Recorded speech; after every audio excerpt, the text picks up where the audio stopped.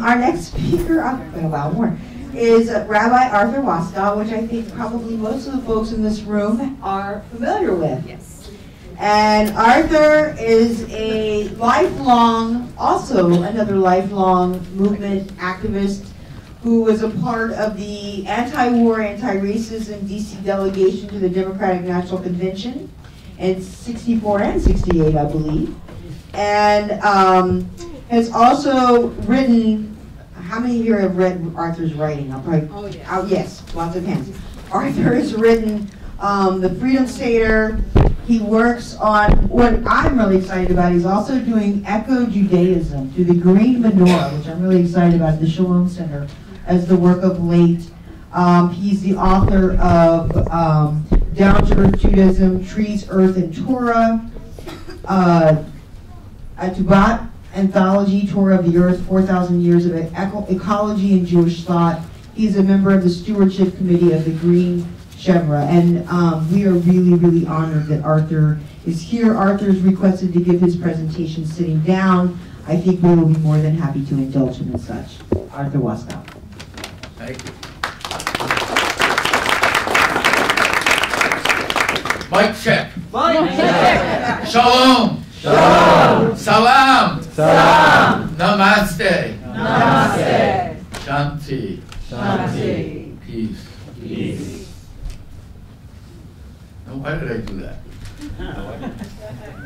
In fact, I would say that was a piece of the consciousness-raising aspect of an ongoing direct action movement. I did it because I do it not only in a room where my hunch is there are probably Jews, Christians, Muslims, probably Buddhists, maybe Hindus, but I do it wherever I speak. Even if it looks like they're probably all Jews in the room or all Muslims in the room. I've occasionally been invited to speak to a Muslim conference, or all Christians in the room. And I do it because I don't think there's any such thing anymore in the world as a room that has only Jews, or only Christians, or only Muslims, or only Buddhists in it. The earth is too intertwined. Our world is too intertwined for us to think that any one community sits alone in any room. And that's why I do it, to remind us, to remind me, and all of us. So I was trying to think about what in the, my wife says as many arrests as books, and that's about 21 or 22. What in them was part of a strategic process? Because a lot of them I know seemed pretty ad hoc. There was a moment when it seemed right to do a direct action that was likely to, and often did, result in getting arrested. But I realized that, in fact, many of what seemed like ad hoc moments were part of a 4-year, a 6-year, a 10-year process, a strategic process, and really hard to disentangle how to deal with that. So one way I thought of was there were several major strands.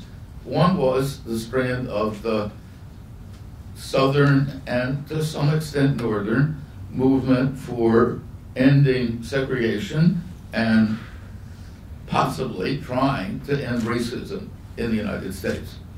Another was the movement against the Vietnam War.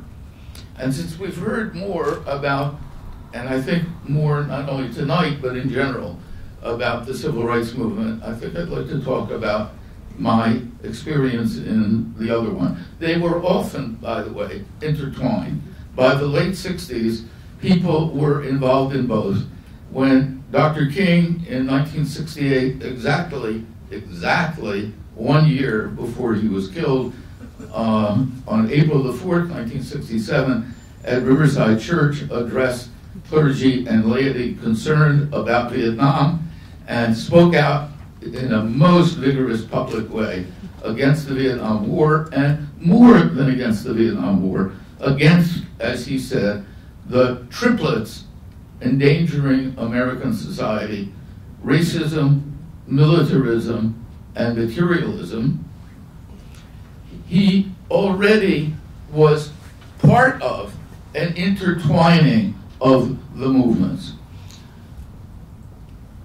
Already, leaders of SNCC, the Student Nonviolent Coordinating Committee, have been chanting, "Hell no, we won't go," about the draft for the Vietnam War, already before Dr. King did that. And many of the people who worked in the civil rights movement and were gaining victory by victory by victory as the Lyndon Johnson administration moved in those directions were criticized by some of their comrades in the civil rights movement for daring to oppose the Vietnam War, which was clearly going to infuriate the president who had so far been their ally. And Dr. King and Rabbi Abraham Joshua Heschel and others refused to knuckle under to that criticism.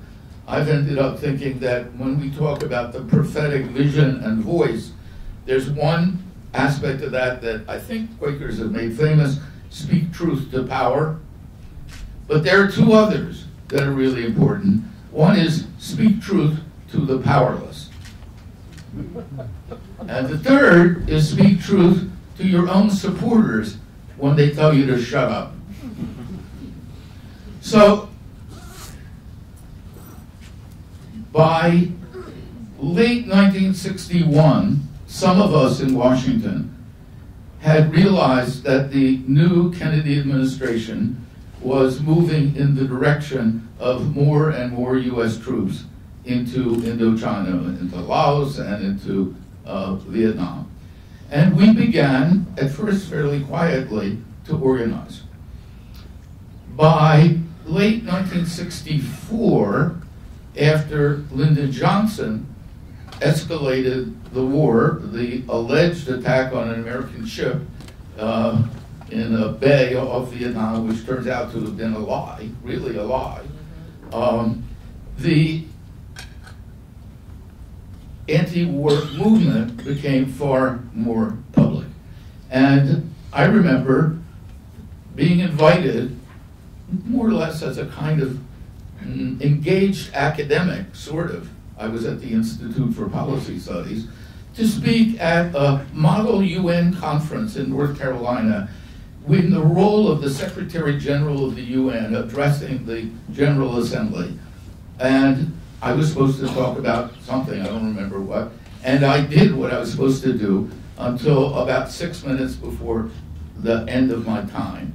And then I said, okay, fine, I played the role. I'm not going to play the role now. If I were Secretary General of the UN, I might say this, or I might not be able to. But I'm going to tell you as an American that the escalation of the war in Vietnam is a disaster. It arises out of an American arrogance that is going to ruin us, and we need to oppose it. And 1/3 of that college audience cheered and stood with a standing ovation, and 1/3 of them booed me, and 1/3 of them just sat there as if somebody had hit them over the head, which I guess is what they felt had happened to them. As a result of that talk, I got invited in May of 1965 to speak at what turned out to be the first teach-in at the University of Michigan in Ann Arbor. There had been an effort to call a student strike at Michigan, and faculty who were on the left and who opposed the war said, don't do that, don't do that. Don't do a strike. Instead, let's stay awake all night and learn what the story is and involve thousands of the students, not in going out to bars during a strike, but involve thousands of students in actually learning what the story is about Vietnam and challenging the university in a kind of off-balance way, not head-on, shut them down, but instead reinventing what a university was about through the night. So I actually, that weekend, had a choice because the great second Selma March was happening at the same time. And I decided every liberal in America was going to Selma, and it wasn't necessary, but this really needed some nurturing new. So I went. And I think I was the second speaker, and I talked about the new American arrogance. But in the middle of my talk, there was a bomb threat. And we were told we had to evacuate the building. So there was about 1.5 feet of snow at Ann Arbor at that point, but we went out into the snow. I remember some fraternities were marching with signs saying, nuke Hanoi. And we were talking about ending the war, bringing the troops home, and talking about what actually had been going on in Vietnam in detail. The result was that all over the country there flowered teach-in events. Universities everywhere thought that really made sense. And notice this was a kind of almost civil disobedience, but not quite, right? It was direct action that was not likely to bring about an arrest, but was a challenge to the whole structure of what a university was and wasn't. Because we were learning, but we were learning stuff that didn't fit in any university structure. The movement grew partly as a result of those teach-ins and as a result of more and more sense of horror at what was going on in the country. And by '67, I was part of a small group that wrote and published a statement called A Call to Resist Illegitimate Authority. It was in support of those young men who were obligated by the draft to take part in the war and who were refusing. They were resisting illegitimate authority. And that statement went all over the country and supported young men, and then women who supported them.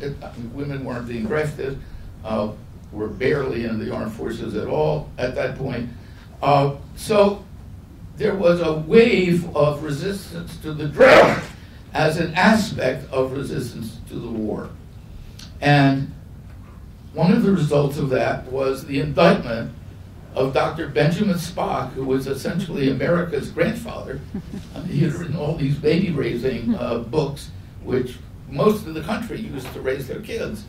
And so it was stunning that he was indicted by the federal government under Lyndon Johnson for conspiring to aid and abet resistance to the draft. And along with him, Bill Coffin, who had been the chaplain at Yale University, along with them, my friend and colleague, Marcus Raskin, a young Unitarian named Michael Ferber, a poet whose name doesn't come back to me right now. And they were indicted in federal court in Boston, where they hadn't done, there wasn't much reason to use Boston, except they thought they could get a federal judge who would be hostile to the defendants, and they did in the Massachusetts of that day.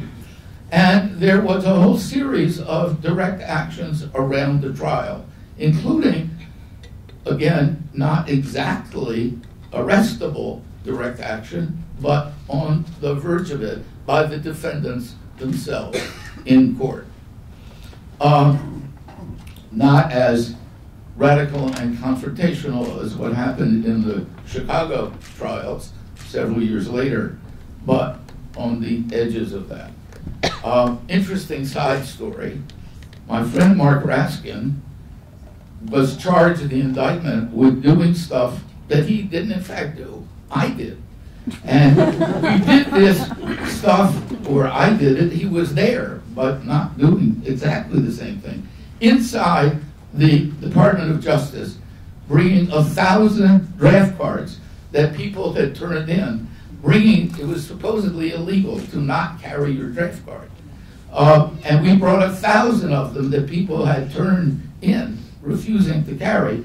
We brought them to the Assistant Attorney General of the United States and put them in, the indictment said, a fabricoid briefcase, whatever that is, on the desk of the Assistant Attorney General. And him what it was, and we said, this is for you to take and deal with. And he said, I'm not touching that. And then this is what Mark was accused of, but I did. I pounded the briefcase and said, you say it's a crime not to carry your draft card. Here's the evidence of 1,000 criminals. And you, sworn to uphold the law of the United States, are refusing to take the evidence? Shame on you! Somehow, the FBI, which was recording what was going on, got mixed up between him and me, even though I had a beard and Mark did not. So, that was a direct act of resistance. Those of us who turned in the cards were ordered to report to our draft boards, because the FBI ended up sending the cards back to each draft board.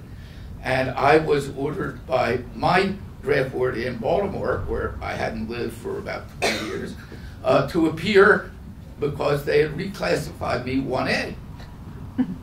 I had been 4F for 20 years. 4F meant physically, not. That's a story in itself. But, so I went, and I invited to go with me a reporter from the then Washington Star newspaper, the other one beside the Washington Post, and he did. And when we entered the room of the draft board, they said he couldn't come. And I said, why? And they said, well, it's private for the protection of the person who's being grilled by the draft board. I said, I'm the person. I would like him to come. They said, no reporters allowed. So we go in, and they say, tell me, we will forget about the reclassification if you'll agree to carry your draft card. And they had it there in front of them, right? I said, well, I'd like to make a statement. They said, no, you got to answer the question. Will you agree to carry your draft card? And then this could be all ended. I said, I'll answer your question as part of my statement. They said, no statements allowed. I remembered that I had in my briefcase a tape recorder. So I took the tape recorder out and I put it on the table and I pushed the button and I said, if you won't let me make the statement, then the tape recorder is going to tape you refusing and me insisting on making the statement. And they said, you're not allowed to tape record it. I said, who says? Where does it say? They all looked stunned. Then they said the secretary, the only woman in the room, they ordered her to go find the regulation that said you couldn't do it.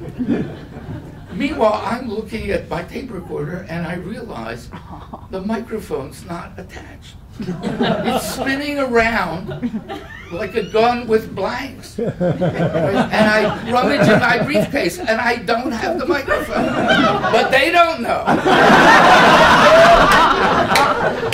So the poor secretary comes back and says, I can't find the regulation that says they can't record it. So I said, look, if you will let me make the statement, I will turn off the tape recorder. So they said, okay. So I said, well, my statement's this. This war is illegal, it's immoral, it's unjust, it's disgusting. Why don't you resign from being on the draft board? They said, will you carry your draft? I said, I made my statement. Will you resign? So they ushered me out. And they delayed and delayed until I was too old to be drafted, even if I was 1A. And so that ended. But then I was at that point refusing to pay the telephone tax, which the Congress had put on precisely to pay for the Vietnam War. And the telephone company didn't care. If you every month paid your regular bill and attached a little note saying, refusing to pay the tax because it's part of the Vietnam War, they informed the government, but they didn't turn off your telephone.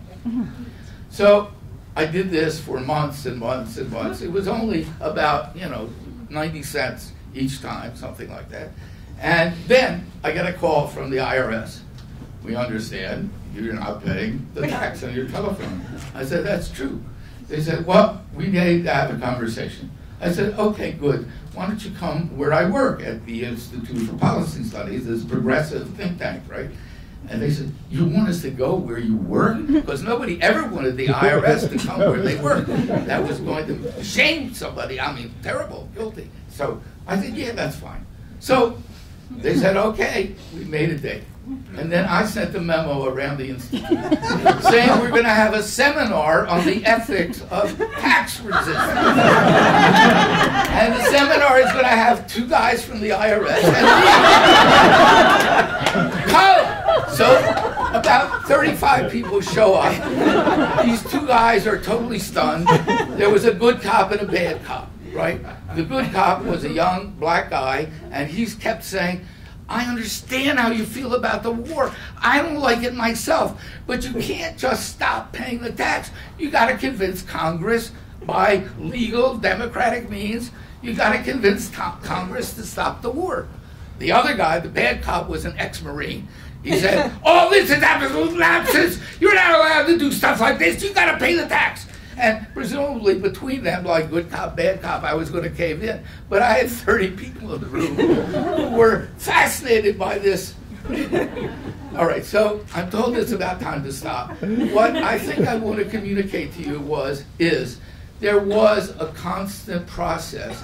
Each of these seemed to be, you might say, on its own. I didn't pay the telephone tax, direct, nonviolent resistance. So it resulted in this very peculiar consciousness-raising event. And I could keep going on. 1968, 1969, and the sense that there was in fact joy, humor, funniness, ridiculousness, absurdity in this process, and that I could feel revived and given new life. I wasn't just being hammered by the state, but we were turning it inside out, and we were able to ridicule this arrogance and this overwhelming power. And what I think I want to say, one of the things I want to say, is that part of being able to carry on against the machine, the 1%, is being able to infuse your resistance with laughter.